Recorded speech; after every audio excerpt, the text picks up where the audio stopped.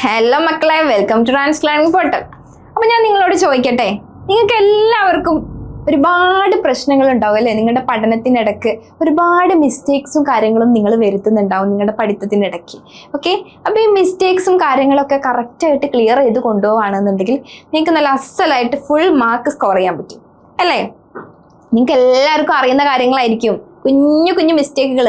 അത് നമ്മൾ അറിഞ്ഞിട്ടുണ്ടെങ്കിലും next time ശരിയാക്കണം എന്ന് വിചാരിച്ചാലും പിന്നെയും റിപ്പീറ്റ് ചെയ്തുകൊണ്ടിരിക്കുന്ന നിങ്ങളുടെ പഠിത്തത്തിനിടയ്ക്കുള്ള കുറച്ച് മിസ്റ്റേക്സും കാര്യങ്ങളൊക്കെ ഞാൻ ഓർമ്മിപ്പിക്കുകയാണ്.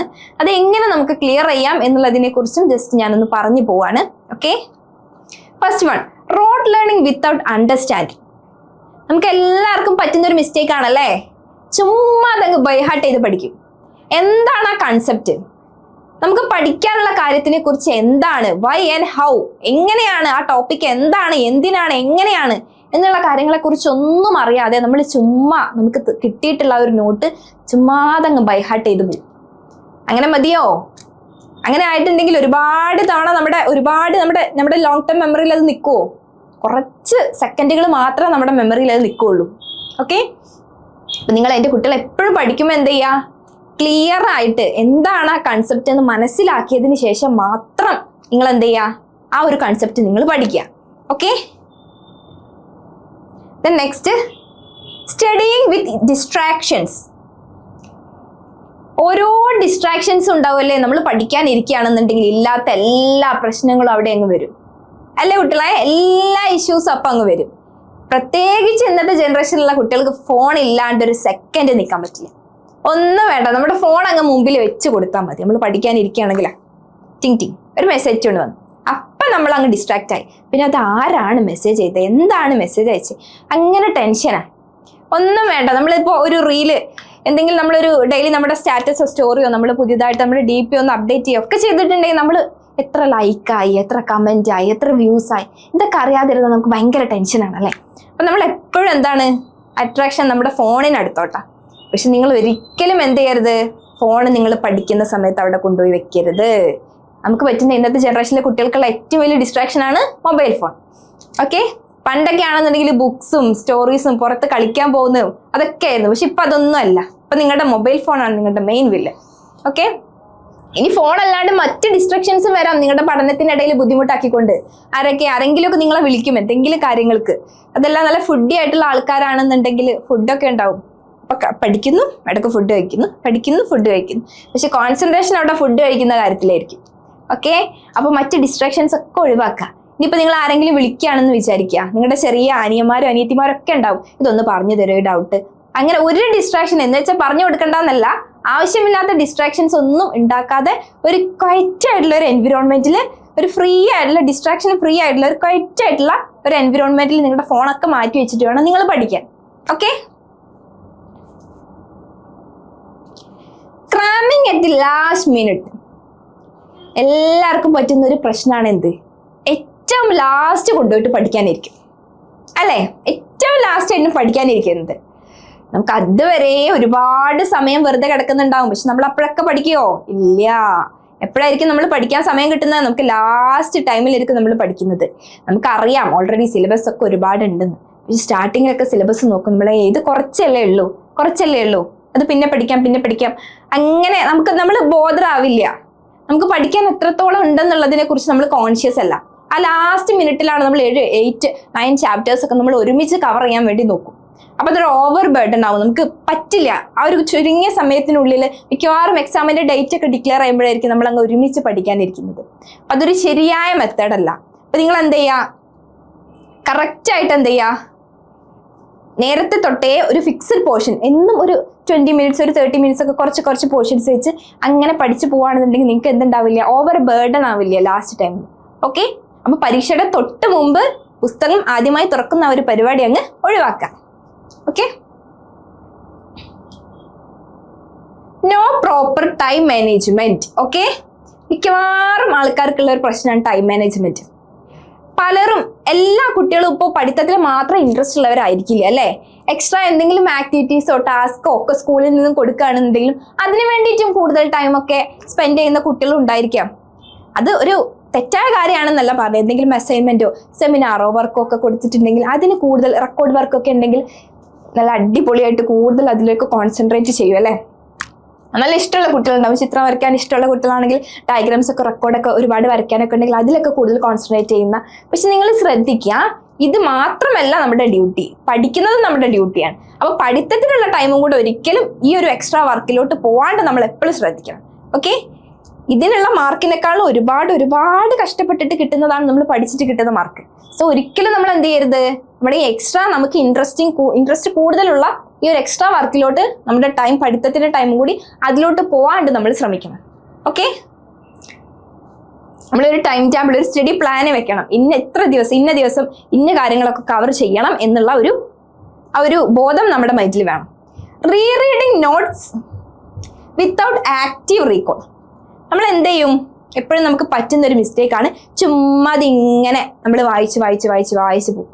ചിലപ്പോൾ വായിക്കുന്നത് എന്താണെന്ന് നമ്മുടെ മനസ്സിന് അറിയുന്നുണ്ടാവില്ല. ഓക്കെ, എന്തെങ്കിലും ഒരു ഡെഫിനേഷൻ ആണെങ്കിലൊക്കെ അതിങ്ങനെ വായിച്ച് പോകുന്നല്ലാണ്ട് അത് എന്താണെന്ന് നമ്മളൊരു സെൽഫ് ക്വസ്റ്റ്യനിങ് ഉണ്ടാവില്ല. അത് എന്താണെന്ന് നമ്മൾ സ്വയം ഒന്ന് റീകോൾ ചെയ്തെടുക്കുന്നുണ്ടാവില്ല.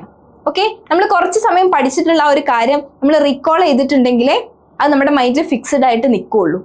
ഓക്കെ, അതല്ലാണ്ട് നമ്മളിപ്പോൾ ആ പഠിച്ച കാര്യം ഇങ്ങനെ റിപ്പീറ്റ് ചെയ്ത് ചുമ്മാ വായിച്ച് അതിങ്ങനെ ചുമ്മാ വായിച്ച് പോവുകയാണെന്നുണ്ടെങ്കിൽ ഓക്കെ, അത് നമ്മുടെ മൈൻഡിൽ ഉണ്ടാവില്ല കുട്ടികളെ.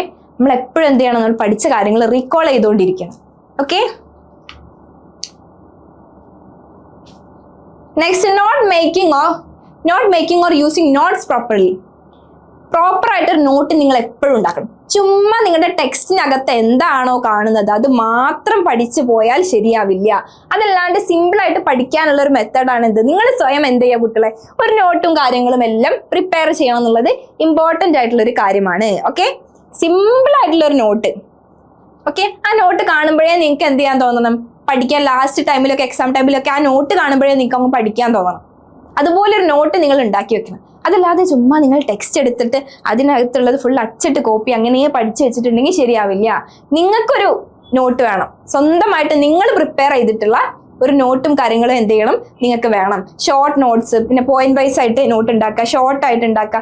അതുപോലെ ഡയഗ്രാംസും ന്യൂമോണിക്സും കീ ടേംസും ഒക്കെ ഇൻക്ലൂഡ് ചെയ്തിട്ട് നല്ല അടിപൊളിയായിട്ട് എന്ത് ചെയ്യാം, നോട്ട് പ്രിപ്പയർ ചെയ്യാം. Studying for long hours without breaks. അതും ഒരു വലിയ പ്രശ്നമാണല്ലേ. ഒരുപാട് സമയം ഇരുന്ന് പഠിക്കുന്നത് എന്തല്ല, നിങ്ങൾക്ക് ഫോക്കസ് കിട്ടില്ല. നമ്മുടെ ആപ്പിൽ മുമ്പ് നമ്മൾ പോസ്റ്റ് ചെയ്തിട്ടുണ്ടായിരുന്നു പോമഡോറോ ടെക്നിക്കിനെ കുറിച്ച്. എന്ത് ചെയ്യുക, ഒരു 20 minutes ഒക്കെ പഠിക്കുക, എന്നിട്ട് കുറച്ചൊരു ടൈം ബ്രേക്ക് എടുക്കുക, ദെൻ ഒരു 20 minutes പഠിക്കുക, ഒരു 5 minutes ഒക്കെ ബ്രേക്ക് എടുക്കുക. അങ്ങനെ എന്ത് ചെയ്യുക, ഒരു ഫിക്സഡ് ഇന്റർവെൽ വെച്ചിട്ട് ഒരു ഫിക്സഡ് ബ്രേക്ക് വെച്ച് ഇത്ര ടൈം പഠിക്കുക, കുറച്ച് ബ്രേക്ക്. അങ്ങനെയാണെന്നുണ്ടെങ്കിൽ നിങ്ങൾക്ക് നിങ്ങളുടെ ഫോക്കസ് കൂട്ടാൻ പറ്റും, നിങ്ങളുടെ കോൺസെൻട്രേഷൻ കൂട്ടാൻ പറ്റും. ഓക്കെ, അതല്ലാണ്ട് നിങ്ങൾ കണ്ടിന്യൂസ് കുറേ ടൈം ഇരുന്ന് പഠിച്ചത് കൊണ്ട് എന്തില്ല, നിങ്ങൾക്ക് അവിടെ നിങ്ങളുടെ പ്രൊഡക്ടിവിറ്റി കിട്ടില്ല. എന്തോ കുറേ പഠിക്കുന്നു, അതല്ലാതെ നിങ്ങൾക്കും കുറച്ച് റെസ്റ്റ് വേണം. എങ്കിലും എന്താവുള്ളൂ, നമുക്ക് പഠിക്കാനുള്ള കണ്ടിന്യൂസ്ലി അങ്ങനെ പഠിച്ചിട്ടുണ്ടെങ്കിൽ എന്ത് കുറയും, നമ്മുടെ ഫോക്കസ് കുറയും. അപ്പം എന്ത് ചെയ്യുക, കുറച്ച് ഇന്റർവെൽസ് ഒക്കെ ഇട്ടിട്ട് പഠിക്കാം. Neglecting sleep and health. പഠനത്തിൽ ഫോക്കസ് ചെയ്യുന്നതിൻ്റെ കൂടെ ഇമ്പോർട്ടൻ്റ് ആയിട്ടുള്ളതാണ് എന്ത്, നമുക്ക് എല്ലാത്തിനും പ്രൊഡക്ടിവിറ്റി കിട്ടണം എന്നുണ്ടെങ്കിൽ എന്ത് വേണം, നമ്മുടെ ഹെൽത്തും നമ്മുടെ സ്ലീപ്പൊക്കെ ഇമ്പോർട്ടൻ്റ് ആണ്. ഒരു മനുഷ്യൻ ശരാശരി എന്ത് ചെയ്യണം, പ്രത്യേകിച്ച് നിങ്ങൾ കുട്ടികൾ 7 to 8 hours നന്നായിട്ട് ഉറങ്ങണം. ഓക്കെ, ഉറക്കം കളഞ്ഞിട്ടുള്ള ഒരു പഠിത്തവും ഇല്ല, അത് നിങ്ങളെ തിരിച്ച് എഫക്റ്റ് ചെയ്യും. എന്ത് ചെയ്യും, നിങ്ങൾ ഉറക്കം കളഞ്ഞിട്ട് ഇരുന്ന് പഠിക്കുകയാണെന്നുണ്ടെങ്കിൽ അത് നിങ്ങളുടെ ബോഡി ഹെൽത്തിനെ മൊത്തം എഫക്റ്റ് ചെയ്യും.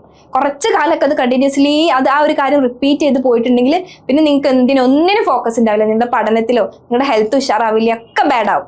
അപ്പൊ എന്ത് ചെയ്യുക, കൃത്യസമയത്ത് ഉറങ്ങുക. ഓക്കെ, അതിന് മുമ്പ് ഇത്ര സമയം പഠിക്കാന്നുള്ള ടൈം ടേബിൾ ഉണ്ടാക്കുക. കിടന്നുറങ്ങാനുള്ള സമയത്ത് മറ്റെല്ലാ ഡിസ്ട്രാക്ഷൻസും ഒഴിവാക്കി നിങ്ങൾ എന്ത് ചെയ്യുക, കിടന്നുറങ്ങുക. ആൻഡ് ദെൻ നിങ്ങളുടെ ഹെൽത്തിൻ്റെ കാര്യം നന്നായിട്ട് ശ്രദ്ധിക്കുക, നന്നായിട്ട് ഫുഡ് കഴിക്കുക, ഹെൽത്തി ആയിട്ടുള്ള ഫുഡും കാര്യങ്ങളൊക്കെ കഴിക്കുക. പിന്നെ മീൽസും, പിന്നെ അതുപോലെ നമ്മുടെ ഫുഡൊക്കെ കൃത്യ ടൈമിൽ കഴിക്കുക. ഫുഡ് ഒഴിവാക്കിയിട്ട് മോർണിംഗ് ഇപ്പോൾ കുറേ നേരം ഇന്ന് പഠിച്ചിട്ട് പെട്ടെന്ന് ഹറിബറിയായി നമ്മൾ യൂണിഫോം ഒക്കെ മാറ്റി സ്കൂളിലോട്ട് പോയിട്ട് കാര്യമുണ്ടോ? No way. നിങ്ങൾ എന്ത് ചെയ്യണം, കൃത്യമായ ഒരു ടൈമിൽ, ഒരു ഫിക്സഡ് ടൈമിൽ നിങ്ങൾ ഫുഡ് കഴിക്കണം.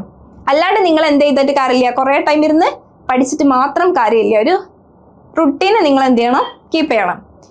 Ignoring doubts. നിങ്ങൾക്ക് പഠിത്തത്തിൽ എപ്പോഴെങ്കിലും നിങ്ങളുടെ പഠനത്തിൽ എന്തെങ്കിലും ഡൗട്ട്സോ കാര്യങ്ങളോ വന്നിട്ടുണ്ടെങ്കിൽ അത് ക്ലിയർ ചെയ്തതിന് ശേഷം മാത്രമേ നിങ്ങൾ നെക്സ്റ്റ് ടോപ്പിക്കിലോട്ട് പോകാൻ പാടുള്ളൂ. ഒരു സ്റ്റേജ് കംപ്ലീറ്റ്ലി കഴിയണമെന്നുണ്ടെങ്കിൽ, ഒരു സ്റ്റെപ്പ് നമ്മൾ കടന്ന് അടുത്ത സ്റ്റെപ്പിലേക്ക് പോകണമെന്നുണ്ടെങ്കിൽ അവിടെ എന്തെങ്കിലും ഡൗട്ട് ഉണ്ടെങ്കിൽ അത് കറക്റ്റായിട്ട് ക്ലിയർ ചെയ്യണം. ഓക്കെ, നിങ്ങൾക്ക് നിങ്ങളുടെ ടീച്ചേഴ്സ് ഉണ്ടാവും, അല്ലെങ്കിൽ അടുത്ത ഫ്രണ്ട്സ് ഉണ്ടാവും, അതല്ലെങ്കിൽ എന്തുണ്ടാവും, ഒരുപാട് എഡ്യൂക്കേഷണൽ ആപ്സ് ഉണ്ടാവും. ഇതൊക്കെ യൂസ് ചെയ്തിട്ട് നിങ്ങൾക്ക് എന്ത് ചെയ്യാൻ പറ്റും, ഈ ഡൗട്ടൊക്കെ ക്ലിയർ ചെയ്തിട്ട് മാത്രം നിങ്ങൾ നെക്സ്റ്റ് ആ ഒരു ടോപ്പിക്കിലോട്ട് പോകാൻ പാടുള്ളൂ. Okay, and then next last point, lack of clear goals. നിങ്ങൾക്ക് എന്ത് വേണടാ, എന്ത് വേണം, ഒരു ക്ലിയർ ആയിട്ടുള്ള ഒരു ഗോള് വേണം. ഓക്കെ, നിങ്ങൾ എന്തിനു വേണ്ടി പഠിക്കുന്നു, ആ ഒരു ക്ലിയർ കട്ട് ആയിട്ടുള്ള ഒരു ലക്ഷ്യം നിങ്ങൾക്ക് വേണം. എങ്കിൽ മാത്രമേ നിങ്ങൾക്ക് എന്തുണ്ടാവുള്ളൂടാ, നിങ്ങൾക്ക് ഒരു അച്ചീവ്മെന്റ് നിങ്ങളുടെ ലൈഫിൽ കിട്ടുള്ളൂ. അല്ലെ എന്തിനോ വേണ്ടി പഠിക്കുന്നു, എന്തിനോ ആർക്കോ വേണ്ടി പഠിക്കുന്നു, അങ്ങനെ പഠിച്ചാൽ മതിയോ എൻ്റെ കുട്ടികള്? എന്ത് വേണം, നമ്മൾ എന്തെങ്കിലും ഒരു കാര്യം, ഒരു ഗോള് വേണം, ഇന്നൊരു കാര്യത്തിലേക്ക് ഞാൻ എത്തും, അത് അച്ചീവ് ചെയ്യും എന്നുള്ള ഒരു ഉറപ്പ് നമുക്ക് ഉണ്ടെങ്കിൽ എന്താവുള്ളൂ, ഏതൊരു കാര്യത്തിലും, പഠനത്തിൽ മാത്രമല്ല ഏതൊരു കാര്യത്തിലും നമുക്കൊരു അച്ചീവ്മെന്റ് ഉണ്ടാവുള്ളൂ. ഓക്കെ, അപ്പൊ നിങ്ങൾ എന്ത് ചെയ്യുക, ഈ പറഞ്ഞ കാര്യങ്ങളൊക്കെ ഒന്ന് ശ്രദ്ധിച്ചിട്ട് ഇനി നിങ്ങളുടെ അക്കാദമിക് ഇയർ സ്റ്റാർട്ട് ചെയ്തിട്ടുണ്ട്. ഈ ഒരു ഇയർ ഫുള്ളായിട്ട് എന്ത് ചെയ്യുക, ഉഷാറായിട്ട് ഈ കാര്യങ്ങളൊക്കെ ഒന്ന് ശ്രദ്ധിച്ചിട്ട് മുന്നോട്ട് പോവാം. Okay, by.